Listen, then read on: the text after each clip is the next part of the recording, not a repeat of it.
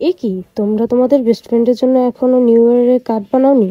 তাহলে এই ভিডিওটা সম্পূর্ণ তোমাদের জন্য। দেখো এই কার্ডটি কত বেশি সহজ বানানো এবং কত বেশি সুন্দর। এটা চামড়া থেকে দামড়া সবাই খুব সহজেই বানিয়ে নিতে পারবে। তো চলো দেখি কিভাবে বানানো যায়। এটা বানানোর জন্য প্রথমে আমাদের রঙিন কাগজ লাগবে, কার্ড লাগবে, একটু শক্ত পেপার যেগুলো আছে ওগুলা, তো ফেভিকল, গ্লু, তোমরা চাইলে যে কোনো গ্লু ইউজ করতে পারো, স্কেল আর হচ্ছে গ্লিটার পেপার। তো চলো প্রসেসটা দেখি।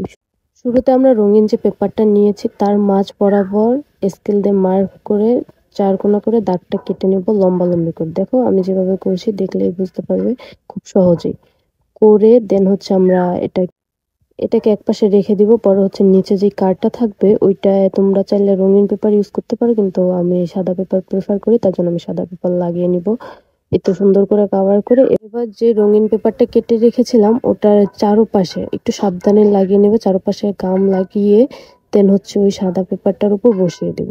বসিয়ে সুন্দর করে আঙ্গুল দিয়ে চেপে চেপে বসিয়ে আমরা এক পাশে গ্লু লাগাবো না। তারপরে এখানে সুন্দর করে তোমাদের মনের মতো মেসেজ লিখে নিতে পারো। আমি যেহেতু এটা নিউ ইয়ার উপলক্ষে বানাচ্ছি তার জন্য আমি হ্যাপি নিউ ইয়ার লিখে নিলাম, এবং এটা আমার বেস্ট ফ্রেন্ডের জন্য, এই জন্য বেস্টই লিখে নিলাম।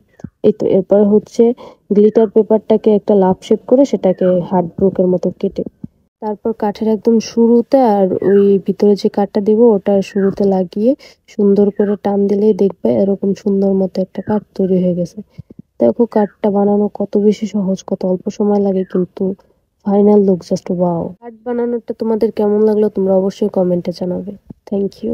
गूंजता हूँ जो दिल में तो हैरान क्यों, मैं तुम्हारे ही दिल की तो आवाज हूँ।